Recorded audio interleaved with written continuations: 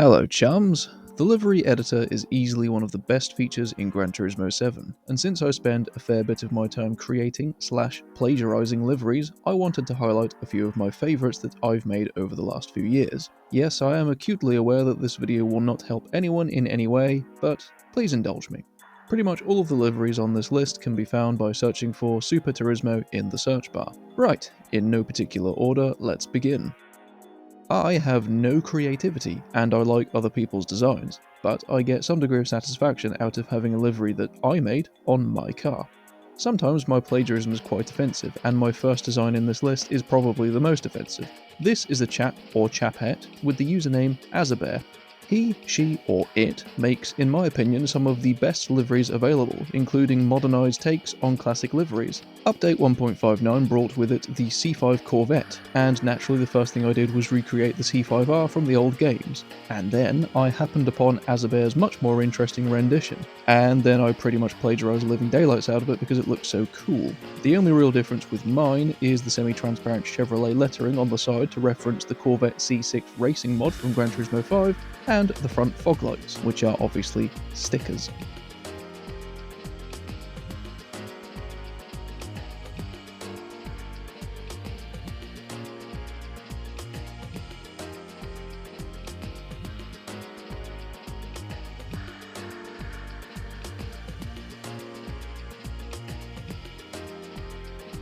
Keeping the theme of modern takes on classic liveries, I give you the Calsonic R32 Skyline. The Champion Blue has been replaced with a colour shift blue, and I've used visual effects to create a larger front grille, rear bumper cut, and some little side skirt extensions.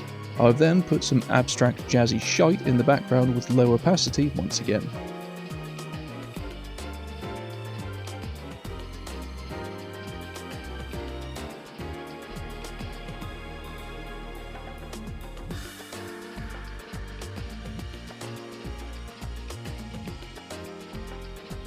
The next design leans much more into historical accuracy with the Mercedes-Benz 190E with the Sonax DTM livery, which is a livery I don't think needs any more additions.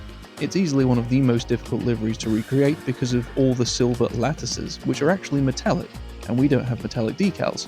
That means the base colour is silver metallic, and all of the black parts of the car you see are actually decals filling in the gaps. This took hours.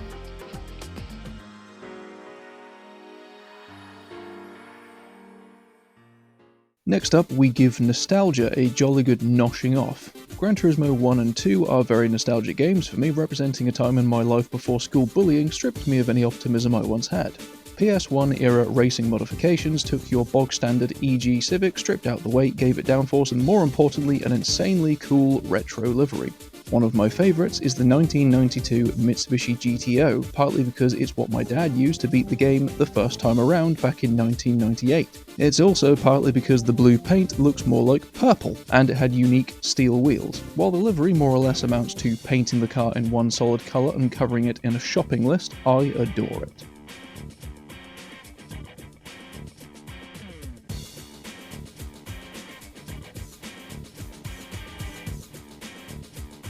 Keeping up with nostalgia, we now head to Honda with the NSX LM edition. Unlike some cars in the PS1 era, this wasn't inspired by a real livery, it was a real livery. The team Kunimitsu NSX was entered into the GT2 category for the 24 Hours of Le Mans, and is basically a red car with Kunimitsu written on it. And I don't care because it looks ace.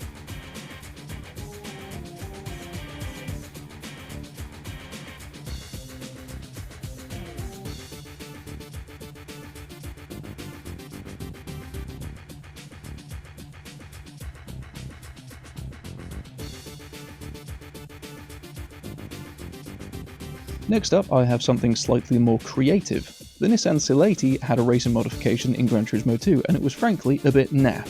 That's a scientific word. I wanted to make something that wouldn't look out of place in the PS1 era, and happened upon a blog for a digital artist who had created a render of a 180SX with a GT500 inspired body kit. I transplanted some of that unique flair onto the Silati, and I love the end result. I added the turquoise pinstriping around the dark grey graphics to try and make it a tad more interesting, and it also references the wheels on his design.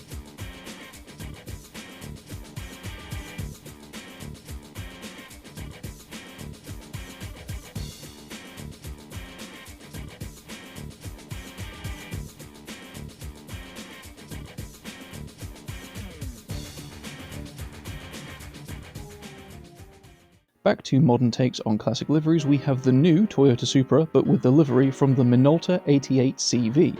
The new Supra does nothing for me, but this may be one of my favourite liveries I've ever done. A metallic blue was used to give it a more modern touch, while visual effects were used to add wheel arch vents and cuts to the arches to give the illusion of larger flares.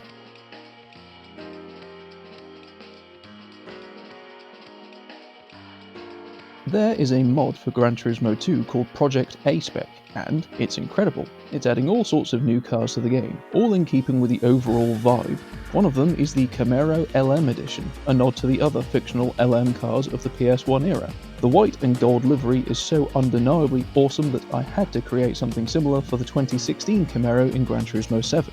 Much like the Mercedes 190E, I had to use inverted, masked decals coloured white over the top of a liquid gold base colour.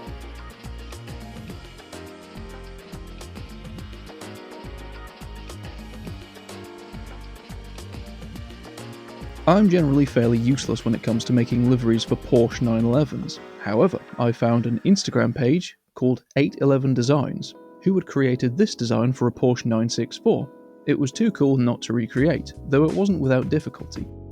Getting the decals on the bonnet to match up with those on the front wings was a tad awkward, but the end result was worth it.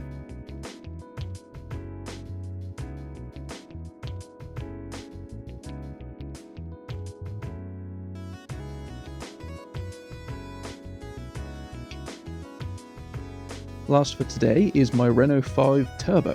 This is another livery I blatantly plagiarised from something I found on Instagram on some crazy render of a Twingo with the Espace F1 body kit, but I can't for the life of me remember who it was.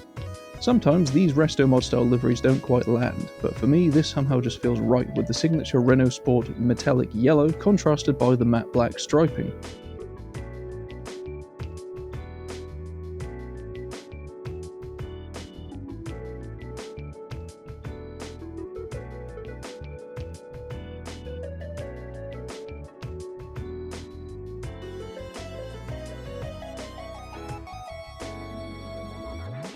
So, that was 10 of my favourite liveries. I hope you enjoyed looking at pretty cars.